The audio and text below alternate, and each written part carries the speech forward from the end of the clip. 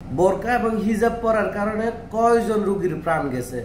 বোরকা এবং হিজাব পরার কারণে কয়জন রোগী আজ পর্যন্ত আপনাকে রিপোর্ট করছে যে আমার চোখটা নষ্ট হয়ে গেছে, তাদের বোরকা এবং হিজাবের মধ্যে লেগে। তাদের বোরকা এবং হিজাবের কারণে আমাদের চোখের সমস্যা হয়েছে, আমাদের চোখ নষ্ট হয়ে যাচ্ছে তাদের বোরকা এবং হিজাবের কারণে। এরকম রিপোর্ট কয়জন রোগী করছে, কবে করছে? একজন দেখাইতে পারবেন? দেখাইতে পারবেন না।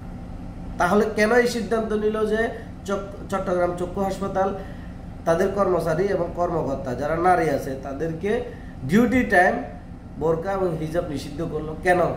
1 মে থেকে এটা কার্যকর হবে। কেন এটা করলো? ভাই, আপনারা হয়তো বলতেছেন এটা আমার কোনো বিষয় না, এটা চক্ষু হাসপাতালের বিষয়, তাদের কর্মচারী এবং কর্মকর্তার বিষয়। আমার মা বোন তো সেখানে কোনো ডিউটি করে না, জবও করে না, মা খালারা আমার সেভে আছে। ভাই, এটা না, আর কিছুদিন যাক, আপনি দেখবেন আপনার মা খালা পর্যন্ত এই নিষেধাজ্ঞা পৌঁছে গেছে। এটা শিওর, আপনি ধরে রাখেন। এখন তো শহরে চলছে বা বিভিন্ন প্রতিষ্ঠানে চলছে, কিছুদিন পর গ্রামগঞ্জে প্রত্যন্ত অঞ্চলে এই জিনিসগুলো ছড়িয়ে পড়বে। আপনি দেখবেন, আপনি হয়তো এখন বুঝতে পারতেছেন না, এখনো সময় আছে, এটা এখনো কার্যকর হয় নাই। 1 মে থেকে এটা চালু হবে। এর আগে প্রতিবাদ করে, এটার বিরুদ্ধে প্রতিবাদ করে এখনই থামান, না হলে আপনার মা, আপনার বোন, আপনার স্ত্রী পর্যন্ত এই জিনিসগুলো পৌঁছাবে। এটা খেয়াল রাখেন।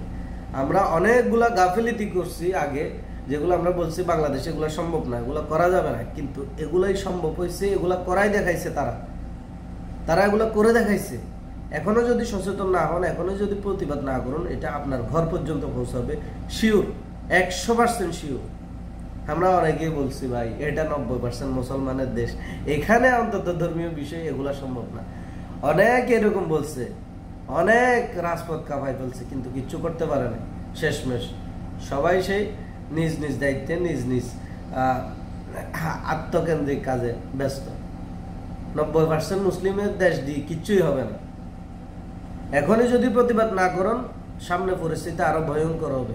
এখনো সময় আছে, মে মাসের 1 তারিখে এটা চালু হবে। এর আগে যদি বন্ধ করতে পারেন, আলহামদুলিল্লাহ, আপনার এক একজনের প্রতিবাদ এক একটা বন্দুকের গুলির চাইতেও বেশি হবে যদি প্রতিবাদ করতে পারেন। এখনই প্রতিবাদ করুন সময় থাকতে, না হলে এটা আপনার ঘর পর্যন্ত পৌঁছাবে। এটা না, তারা আরো অনেক কিছু দেখাবে ভাই, অনেক কিছু দেখাবে যেটা আপনারা কোনোদিনও কল্পনা করেন নাই। এরকম জিনিস আপনাদেরকে দেখাবে। ধর্মীয় অনেক অনুভূতিতে তারা আঘাত করবে, ধর্মীয় অনেক রীতিনীতিতে তারা নিষেধাজ্ঞা দিবে, যেগুলো আপনার জন্য ফরজ, ওয়াজিব, এবং যেগুলো আপনারা করে আসতেছেন, এরকম অনেক জিনিসের উপর একটু ওয়েট করেন ভাই। এই কারণে বলতেছি, যদি নিজের কথা ভাবেন, যদি বলেন যে না এটা আমার জন্য না, আমি কেন প্রতিবাদ করব, তাহলে দেখবেন এটা আপনার পর্যন্ত পৌঁছাবে। এই কারণে সময় থাকতে প্রতিবাদ করে এটার বিরুদ্ধে দাঁড়ান, প্রতিবাদ করে এটাকে রুখে দিন।